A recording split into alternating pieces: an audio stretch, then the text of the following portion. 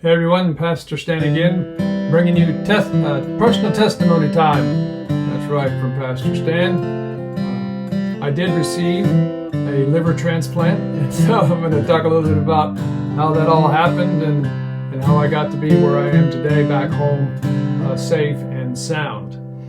All right, so let's have a little rundown of how it all happened. I had end of the year, for me, testing, colonoscopy, nuclear medicine stress test, everything checked out. But after that was over, the following week, evidently, of course, they test me every week, my blood and everything, and my liver began to spiral down. In other words, it was giving up the ghost, so to speak. And the folks at UVA, which is University of Virginia, who oversaw my care in the transplant program, they saw this, and I felt terrible. I was laying here on the bed, resting, because that's about all I could do. I could barely move. Well, the phone rang, and I wouldn't even answer it. I mean, I was so fatigued, I didn't even answer it. But then it rang again, and I figured, well, somebody's trying to get a hold of me. So I picked up my phone, and it was a nurse from UVA. And she said, "You have been offered a liver." Well, what that means is that that liver offer is to me alone. It is mine to accept or reject. Of course, I accept it because, as one of my doctors at UVA has said, the best liver is the one you can actually get. And this was the first offer that I had had, so I said, of course, I'll definitely. So the surgeons, they checked it. They gave me the big thumbs up. So yeah, they said this donation of a liver is good for you. It's a great match for you. So now I just needed to get to the hospital. So I got the call on the 27th telling me about the offer. I contacted my wife, who was out of state visiting her dad. Well, she came back. She picked me up, and we traveled to UVA on the 28th. We got there on the 28th, checked in between 5 and 6 p.m. And of course, I tried not to be a nervous wreck, but in my humanness, I thought about everything that possibly could keep me from being there on time and all of that. But it did. The Lord, He worked it all out so that I could get there. We could get there on time. Checked in on the 28th. I don't think I slept at all that night. I did hear right before my surgery, I heard a helicopter land on the roof, which I believe was them flying my donation liver in. So on the 29th, early in the morning, they came and got me, put me in pre-op, gave me some medications, and then sent me on to surgery. So I was in surgery, I think about 8 or 9 hours. Got out of surgery, they hooked up the new liver, which began to work immediately. Excuse me. The new liver began to work immediately.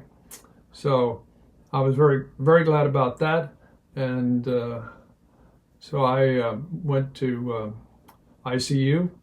They looked after me there. I was there a short time, and then I went back to my regular room.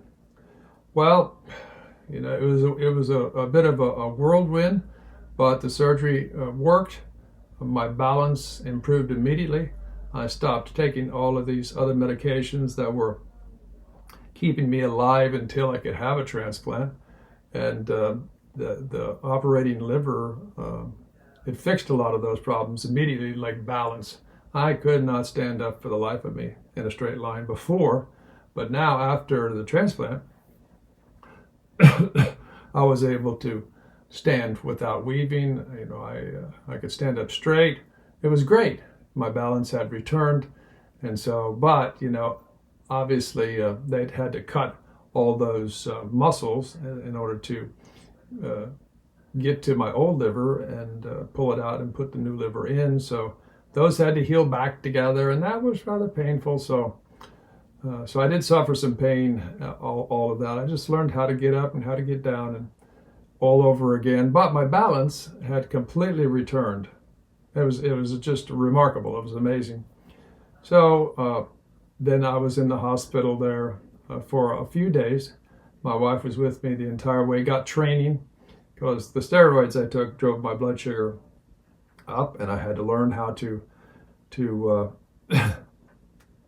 learn how to give myself insulin, which has been a bit of a steep learning curve, I don't mind saying, but nevertheless, we got it done. So I'm started doing that myself to bring my blood sugar down because of the steroids. So let's see. So my sister, she flies in from out of state, take over from my wife, we go back to work, and she shows up on the 3rd of May. So she took over and did the training too. I was finally released to the hotel in the area, and so that UVA owns. I was there, relearned, rested, learned a lot of things about how to take care of myself, stay active, keep going, these kind of things, and then how to get up and out of bed and things like that without straining or tearing the muscles that they had sewn back together, which was, painful many times, but nevertheless, it's healing. It's healing, and I'm getting better every day. Many have said, "Wow, your color has returned," and I'm glad to hear that. Of course, yellow doesn't suit me really, but nevertheless, I'm getting better every day, getting stronger. My appetite is pretty good, and my sister's an excellent cook, so she's cooking for me and I'm eating well. So now I'm here at home. Before I was released from the hospital, they gave me a pillow, and this is a pillow of a liver that they signed, right? So that was pretty cool. So I got a liver that's got a bunch of signatures on it, which they gave me when I left.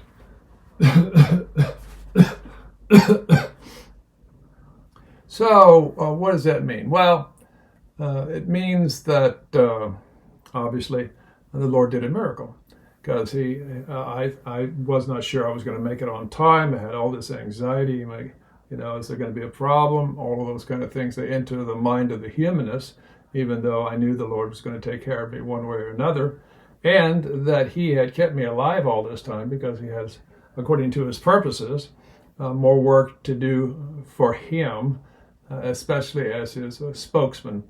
So I'm glad to serve as a watchman for the Lord, as he has appointed me, and he's given me another 20 to 30 years to do so. I'm glad about that. I praise his holy name for taking care of me and extending my life according to his purposes. So, whatever he wants me to do, that's exactly what I want to do. I get a little stronger every day. I do pray for those who are waiting on the list, because I can tell you, that's an arduous wait. And there were many times when I kept thinking, Lord, you're keeping me alive. But literally, the Lord has saved my life number of times over the last 2.5 years. When I would have died, could have died, supposed to have died, but didn't. The Lord kept me alive, and here I am today, telling you all about it.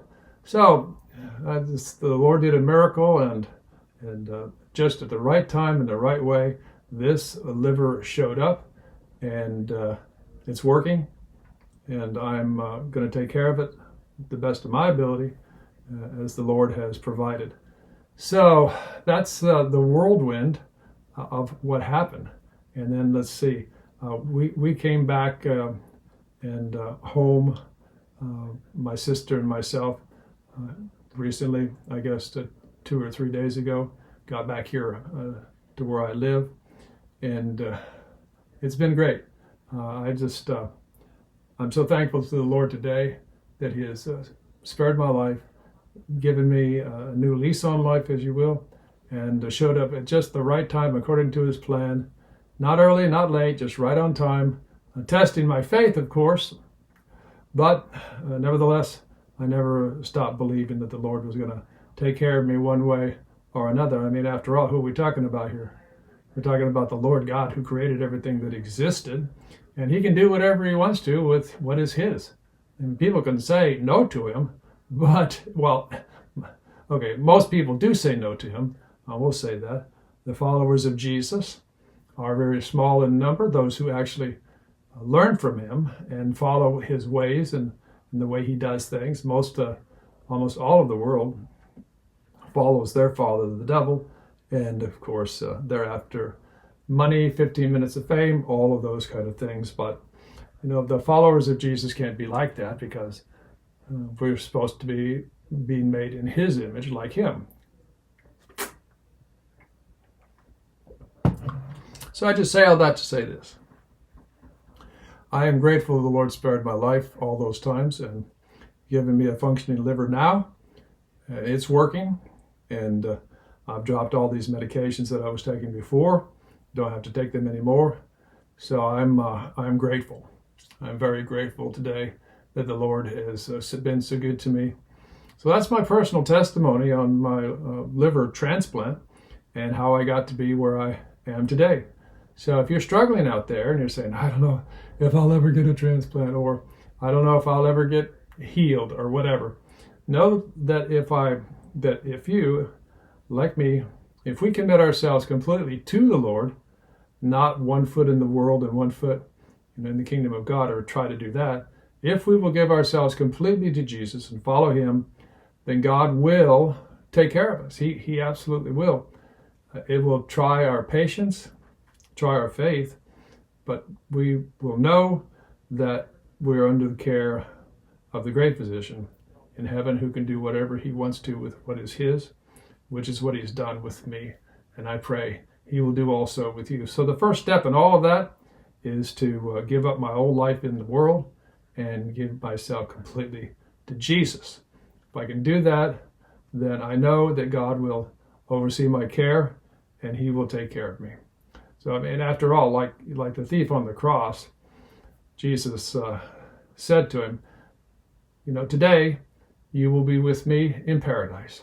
So I can leave this life and go to paradise if I follow Jesus. Of course, if I refuse, like the vast majority of people refuse, they want their own life. I got a life, preacher.